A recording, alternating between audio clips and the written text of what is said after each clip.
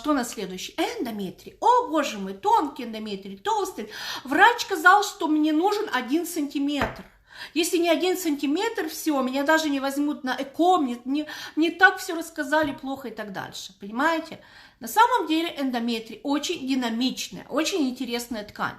А вы знаете, что до сих пор у нас нет атласов толщины и структуры эндометрия по дням менструального цикла.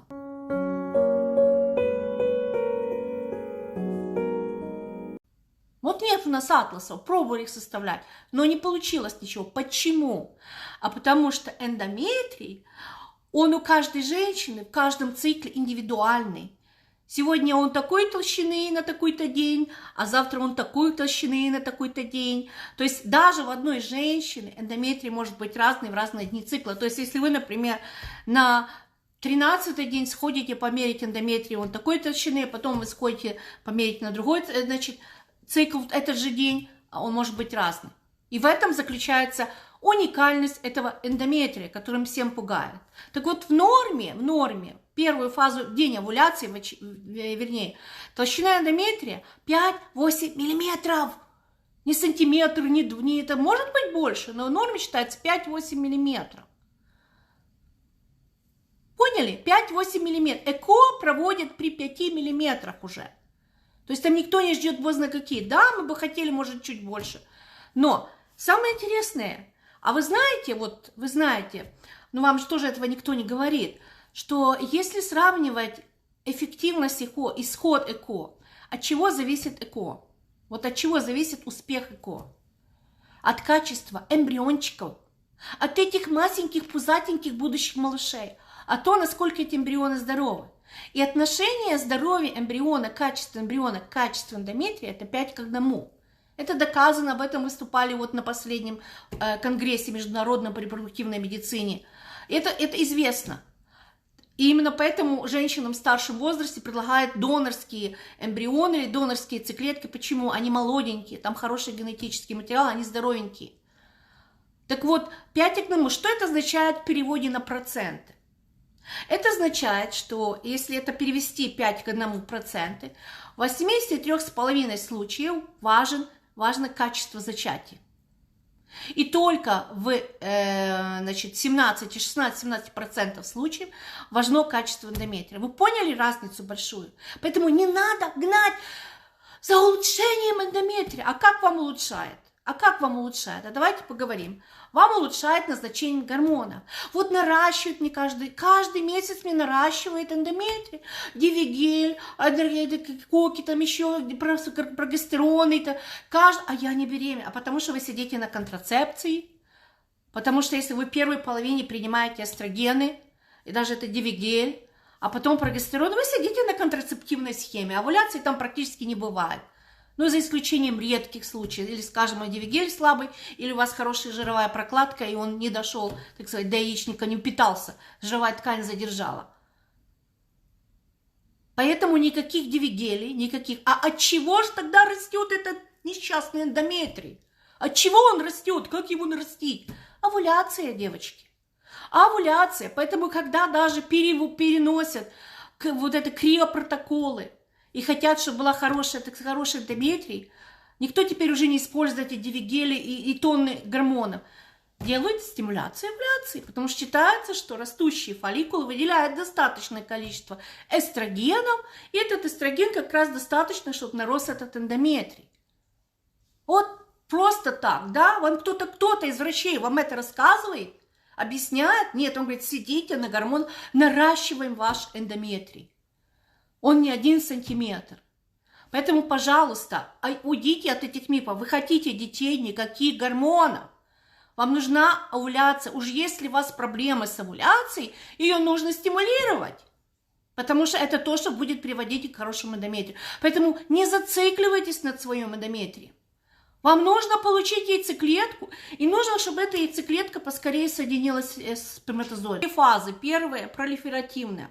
Вторая – секреторная. Меня всегда удивляет, когда женщин запудрят мозги и говорят, у вас нет овуляции, читаю УЗИ. Значит, там пишется пролиферативная фаза, или там уже желтое тело, или эндометрий соответствует секреторной фазе. Я говорю, а как эндометрий может соответствовать секреторной фазе, если у вас не было овуляции, у вас нет желтого тела? Они настолько непрофессиональны, они настолько сделаны халтурно, но зато описывают и пишут там, соответствует фазе менструального цикла эндометрия. Я говорю, стоп. При овуляции нет никаких фаз. Там одна сплошная фаза, там не может быть пролиферативной или секреторной. То есть пишутся объяснения, что эндометрий, например, соответствует овуляторному значит, циклу. И вот когда я цепляюсь такими мелочами, я вижу много халтуры. Мало того, все думают, вот желтое тело будем искать, предмесячные нашли, все, значит, не было овуляции. Да, желтое тело на самом деле очень быстро умирает, если не произошло зачатие. И буквально за несколько дней до месячных мы его можем и не увидеть, потому что оно превращается в белое тело, фактически рубец. Поэтому те, кто ищет за несколько дней до менструации желтые тела, они находят, им говорят, что у вас не было овуляции, это проявление малограмотности. Поэтому мы так не проверяем эти все овуляции. Понимаете? Но возвращаясь к эндометрию, значит, эндометрий на самом деле, как я сказала, даже вот у нас есть масса уже примеров, когда женщины в менопаузе вынашивали детей там для своих внуков будущих или там еще кому-то. А как это так? А что их эндометрий там не тонкий, не маленький, не меньше 5 миллиметров? Да потому что очень легко нарастить этот эндометрий. Если он не выскоблен, если он не поврежден, его легко нарастить. Стимуляция овуляции и стимулирующие гормоны.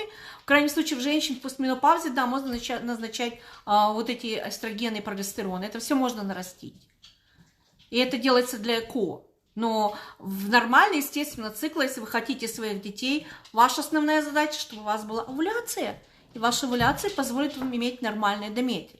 Теперь кому ставят вот эти гиперплазии, тоже крик моды у вас, да, потому что будем лечить, при гиперплазии нет беременности, бла-бла-бла и так далее. Но, как я сказала, во-первых, в разные циклы могут быть совершенно разные толщины эндометрия. Измерить эндометрий точно можно только в день овуляции или в овуляторный вот этот период. Почему? Там хорошо, четко видны вот эти слои эндометрия, видна базальная мембрана. И поэтому можно измерить. Все остальные дни мы четко не можем определить толщину эндометрия. Поэтому довольно часто, когда измеряют перед месячными, это грубая ошибка, потому что там толком даже калибры не выставишь. Но вам измеряют перед месячными. И дальше, чем вас еще пугают перед месячными? Очень часто путают обычные железы эндометрия с полипом. Вот полипы и так далее. Вопрос о гиперплазии. Как она у вас проявляется? Только то, что врач по УЗИ посмотрел? Или как? Вот как гиперплазия проявляется? Поэтому меньше всего мы обращаем внимание на гиперплазию, когда женщина планирует беременность.